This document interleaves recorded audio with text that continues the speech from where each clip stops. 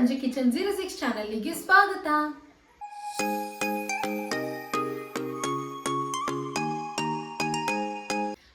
ಇವತ್ತಿನ ಈ ವಿಡಿಯೋದಲ್ಲಿ ನಾನು ಯಾವ ರೆಸಿಪಿನ ಮಾಡ್ತಾ ಇದ್ದೀನಪ್ಪ ಅಂತಂದ್ರೆ ನಮ್ಮ ಉತ್ತರ ಕರ್ನಾಟಕದ ಸ್ಪೆಷಲ್ ರೆಸಿಪಿ ಆದಂತಹ ಎಣ್ಣೆ ಬದನೆಕಾಯಿನ ನಾನು ಮಾಡ್ತಾ ಇದ್ದೀನಿ.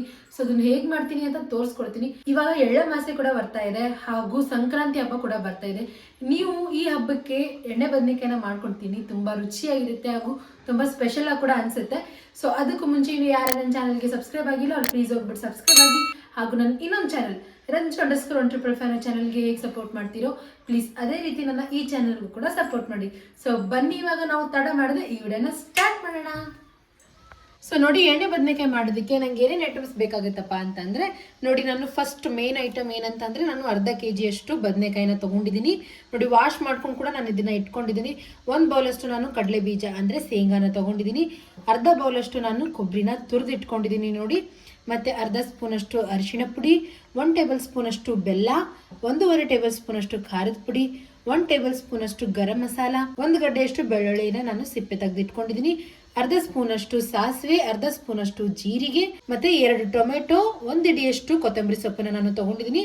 ಮತ್ತೆ ನೋಡಿ, ನಾನು ಇಷ್ಟು ಕರಿಬೇವು ಸೊಪ್ಪನ್ನು ಕೂಡ ತಗೊಂಡಿದ್ದೀನಿ, ಮತ್ತೆ ರುಚಿಗೆ ತಕ್ಕಷ್ಟು ಉಪ್ಪು. ಸೊ ನೋಡಿ, ಕೆಲವೊಬ್ರು ಎಣ್ಣೆ ಬದನೆಕಾಯಿಗೆ ಎಳ್ಳು ಮತ್ತೆ ಈರುಳ್ಳಿನ ಕೂಡ ಹಾಕೊಂಡು ಮಾಡ್ಕೊಳ್ತಾರೆ. ಬಟ್ ನಾನು ಅದೆರಡು ಐಟಮ್ಸ್ನ ಹಾಕೊಳ್ಳಾರ್ದೇನೆ ಮಾಡ್ಕೊಳ್ತಾ ಇದ್ದೀನಿ. ಅವೆರಡು ಹಾಕೊಳ್ಳಾರ್ದೇನೆ ಮಾಡ್ಕೊಂಡ್ರೆ ತುಂಬಾ ಟೇಸ್ಟಿ ಆಗುತ್ತೆ. ಸೊ ಬನ್ನಿ ಇವಾಗ ನಾವು ತಡ ಮಾಡಿದೆ ಫಸ್ಟ್ ಹೇಗೆ ಮಾಡ್ಕೊಳ್ಳೋದು ಎಣ್ಣೆ ಬದನೆಕಾಯಿ ಅಂತ ನೋಡ್ಕೊಳ್ಳೋಣ. ಸೊ ನೋಡಿ, ಇವಾಗ ನಾನು ಗ್ಯಾಸ್ ಮೇಲೆ ಒಂದು ಕಡಾಯಿನ ತಗೊಂಡಿದ್ದೀನಿ. ಇವಾಗ ಅದರೊಳಗಡೆ ನಾನು ಶೇಂಗಾನ ಹಾಕೊಂಡು ಒಂದು ಸ್ವಲ್ಪ ಫ್ರೈ ಮಾಡ್ಕೊಳ್ತೀನಿ. ಇದನ್ನ ನಾನು ಒಂದೇ 1 ನಿಮಿಷದವರೆಗೂ ನೋಡಿ ಈ ರೀತಿ ಆಗೋವರೆಗೂ ನಾನು ಶೇಂಗಾನ ಇವಾಗ ಹುರ್ಕೊಂಡಿದ್ದೀನಿ. ಇವಾಗ ನಾನು ಇದನ್ನ ಒಂದು ಪ್ಲೇಟ್ನಲ್ಲಿ ತಕೊಂಡು ಇದು ಒಂದು ಸ್ವಲ್ಪ ತಣ್ಣಗಾದ ನಂತರ ನಾನು ಇದ್ರ ಸಿಪ್ಪೆನ ತಗೊಳ್ತೀನಿ. ಸೊ ನೋಡಿ, ಇವಾಗ ಇದೇ ಕಡೆ ಒಳಗಡೆ ನಾನು ಕೊಬ್ಬರಿ ತುರಿನ ಹಾಕೊಳ್ತಾ ಇದ್ದೀನಿ. ಕೊಬ್ಬರಿ ತುರಿ ಹಾಕೊಂಡು ಇದನ್ನ ಕೂಡ ಒಂದೇ 1 ನಿಮಿಷದವರೆಗೂ ನಾನು ಫ್ರೈ ಮಾಡ್ಕೊಳ್ತೀನಿ. ನೋಡಿ, ಇಷ್ಟ ಆದರೆ ಸಾಕು. ಇವಾಗ ನಾನು ಇದನ್ನ ಕೂಡ ಒಂದು ಬೌಲಲ್ಲಿ ತಗೊಳ್ತೀನಿ. ಸೊ ನೋಡಿ, ಇವಾಗ ನಾನು ಮಿಕ್ಸಿ ಜಾರ್ಗೆ ಏನೇನು ಹಾಕೊಳ್ತೀನಪ್ಪ ಅಂತಂದರೆ ನೋಡಿ, ನಾನು ಶೇಂಗಾನ ಈ ರೀತಿಯಾಗಿ ಸಿಪ್ಪೆ ತೆಗೆದಿಟ್ಕೊಂಡಿದ್ದೀನಿ. ಇವಾಗ ಇದನ್ನ ಹಾಕೊಳ್ತಾ ಇದ್ದೀನಿ ನಾನು. ಮತ್ತೆ ಫ್ರೈ ಮಾಡಿ ಇಟ್ಕೊಂಡಿರೋ ಕೊಬ್ಬರಿ ತುರಿ, 1.5 ಟೇಬಲ್ ಸ್ಪೂನಷ್ಟು ಖಾರದ ಪುಡಿ, 1 ಟೇಬಲ್ ಸ್ಪೂನಷ್ಟು ಬೆಲ್ಲ,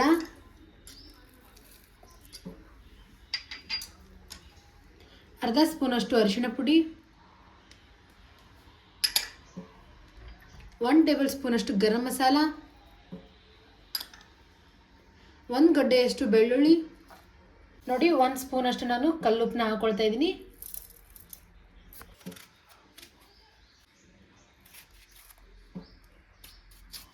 ನೋಡಿ, ಇಷ್ಟ ಆದರೆ ಸಾಕು. ಇವಾಗ ನಾನು ಇದಕ್ಕೆ ನುಣ್ಣಗೆ ಪೇಸ್ಟ್ ಮಾಡ್ಕೊಂಡ್ಬಿಡ್ತೀನಿ. ಸೊ ನೋಡಿ, ಇವಾಗ ನಾನು ಈ ರೀತಿ ಪೇಸ್ಟನ್ನ ರೆಡಿ ಮಾಡ್ಕೊಂಡಿದ್ದೀನಿ. ನೋಡಿ, ಇವಾಗ ನಾನು ಇದನ್ನು ಒಂದು ಪ್ಲೇಟ್ನಲ್ಲಿ ಸಪ್ರೇಟಾಗಿ ತಗೊಳ್ತೀನಿ. ನೋಡಿ, ನಾನು ಒಂದು ಪಾತ್ರೆ ಒಳಗಡೆ ಎಷ್ಟು ನೀರನ್ನ ತೊಗೊಂಡಿದ್ದೀನಿ.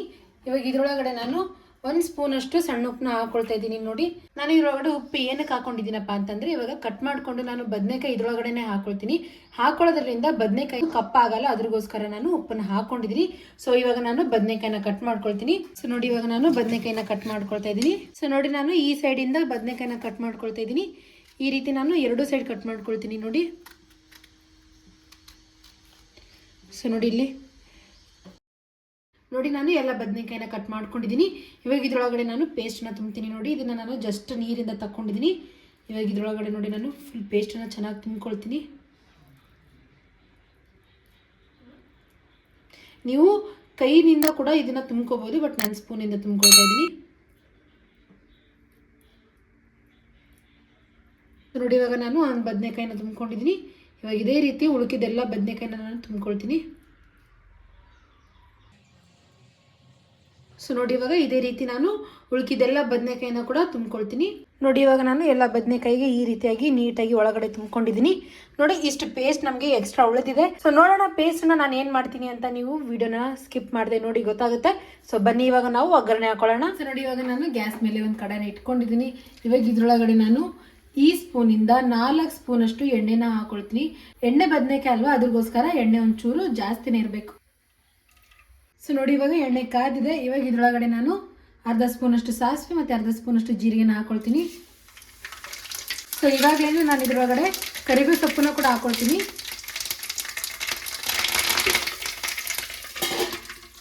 ಸೊ ನೋಡಿ ಇವಾಗ ಕರಿಬೇವು ಸೊಪ್ಪು ಹಾಕೊಂಡ ನಂತರ ನಾನು ಇದರೊಳಗಡೆ ಬದನೆಕಾಯಿನ ಹಾಕೊಳ್ತಾ ಇದ್ದೀನಿ.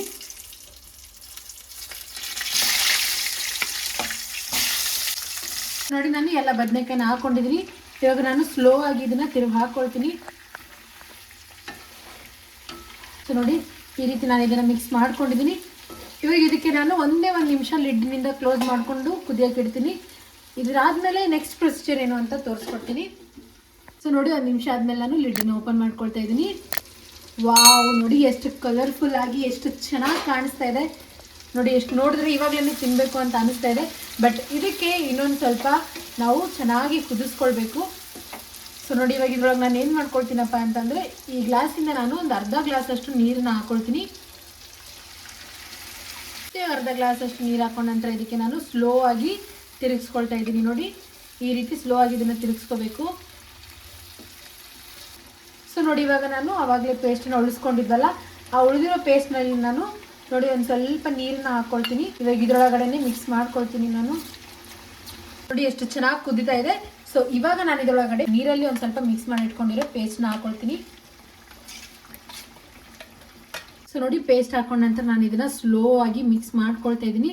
ನೋಡಿ ಎಷ್ಟು ಕಲರ್ಫುಲ್ ಆಗಿ ಹಾಗೂ ಎಷ್ಟು ಚೆನ್ನಾಗಿ ಕಾಣಿಸ್ತಾ ಇದೆ. ನೋಡಿದ್ರೆ ಇವಾಗಲೇ ತಿನ್ನಬೇಕು ಅಂತ ಅನಿಸ್ತಾ ಇದೆ. ನೋಡಿ ನಮ್ಮ ಮನೇಲಂತೂ ನಾವು ಇದನ್ನು ವಾರಕ್ಕೊಮ್ಮೆ ಫಿಕ್ಸ್ ಮಾಡ್ಕೊಳ್ತೀವಿ.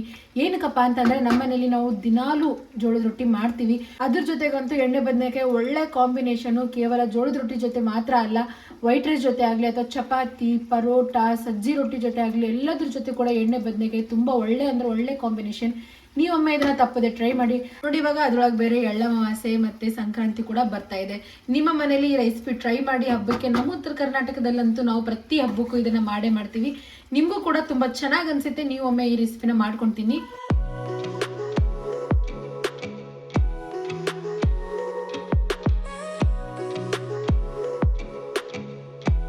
ಸೊ ನೋಡಿ ಇವಾಗ ನಾನು ಲಿಡ್ ಕ್ಲೋಸ್ ಮಾಡ್ಕೊಂಡ್ಬಿಟ್ಟು ಬದನೆಕಾಯಿ ಒಂದು ಸ್ವಲ್ಪ ಮೆತ್ತಗಾಗೋವರೆಗೂ ಒಂದು 3 ನಿಂದ 4 ನಿಮಿಷದವರೆಗೂ ನಾನು ಕುದಿಸ್ಕೊಳ್ತೀನಿ.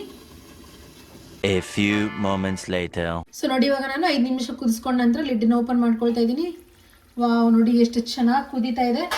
ಸೊ ನೋಡಿ ಇವಾಗ ಇದರೊಳಗಡೆ ನಾನು ಫೈನಲ್ ಐಟಮ್ನ ಹಾಕೊಳ್ತಾ ಇದ್ದೀನಿ. ಏನಪ್ಪ ಅಂತಂದರೆ ಕೊತ್ತಂಬರಿ ಸೊಪ್ಪು. ನೋಡಿ ಇವಾಗ ಕೊತ್ತಂಬರಿ ಸೊಪ್ಪು ಹಾಕೊಂಡ ನಂತರ ನಾನು ಇದಕ್ಕೆ ನೀಟಾಗಿ ಒಂದೇ ಒಂದು ಮಿಕ್ಸಿನ ಸ್ಲೋ ಆಗಿ ಕೊಟ್ಕೊಂಡು ಗ್ಯಾಸ್ ಆಫ್ ಮಾಡ್ಕೊಂಡ್ಬಿಟ್ಟು ಇವಾಗ ನಾನು ಇದನ್ನು ವೈಟ್ ರೈಸ್ ಜೊತೆ ಸರ್ವ್ ಮಾಡ್ಕೊಳ್ತೀನಿ. ಇವಾಗ ನಾನು ಕಡೆನ ಗ್ಯಾಸ್ ಆಫ್ ಮಾಡ್ಕೊಂಬಿಟ್ಟು ಇಳಿಸ್ಕೊಂಡಿದ್ದೀನಿ. ಇವಾಗ ನಾನು ಇದನ್ನು ವೈಟ್ ರೈಸ್ ಜೊತೆ ಸರ್ವ್ ಮಾಡ್ತೀನಿ. ನೋಡಿ ಎಷ್ಟು ಚೆನ್ನಾಗಿ ಎಷ್ಟು ಕಲರ್ಫುಲ್ಲಾಗಿ ಕಾಣಿಸ್ತಾ ಇದೆ. ನೋಡಿದ್ರೇ ತುಂಬ ಟೇಸ್ಟ್ ಆಗಿದೆ ಅಂತ ಅನಿಸ್ತಾ ಇದೆ. ಸೊ ಇವಾಗ ನಾವು ಫಸ್ಟು ಟೇಸ್ಟ್ ಹೇಗಾಗಿದೆ ಅಂತ ನೋಡ್ಕೊಳ್ಳೋಣ.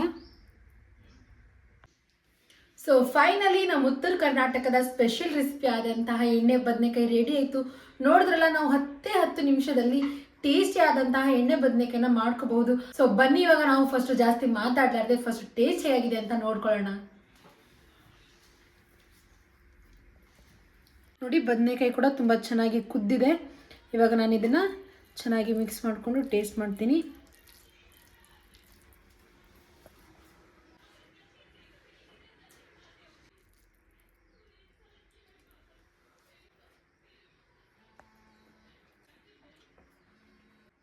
ಎಣ್ಣೆ ಬದನೆಕಾಯಿ ಅಂತ ತುಂಬ ಟೇಸ್ಟಿ ಆಗಿದೆ. ನೀವು ತಪ್ಪದೆ ಈ ರೆಸಿಪಿನಂತೂ ಟ್ರೈ ಮಾಡಲೇಬೇಕು. ಅದ್ರೊಳಗೆ ಬೇರೆ ಇವಾಗ ಹಬ್ಬ ಕೂಡ ಬರ್ತಾ ಇದೆ, ಸಂಕ್ರಾಂತಿ ಹಬ್ಬ. ಅದಕ್ಕೆ ಪ್ಲೀಸ್ ಇದನ್ನ ಒಮ್ಮೆ ಟ್ರೈ ಮಾಡ್ಕೊಂಡು ನೋಡಿ, ನಿಮ್ಗೆ ತುಂಬ ಇಷ್ಟ ಆಗುತ್ತೆ. ಈ ರೆಸಿಪಿ ಇಷ್ಟ ಆದಲ್ಲಿ ನನ್ನ ಚಾನಲ್ಗೆ ಸಬ್ಸ್ಕ್ರೈಬ್ ಆಗಿ, ಹಾಗೂ ಈ ವಿಡಿಯೋನ ನಿಮ್ಮ ಫ್ಯಾಮಿಲಿ ಮತ್ತು ಫ್ರೆಂಡ್ಸ್ ಜೊತೆ ಶೇರ್ ಮಾಡ್ಕೊಳ್ಳಿ. ಈ ವಿಡಿಯೋ ಇಷ್ಟ ಆದಲ್ಲಿ ಲೈಕ್ ಮಾಡಿ, ಶೇರ್ ಮಾಡಿ, ಕಮೆಂಟ್ ಮಾಡಿ. Thanks for watching.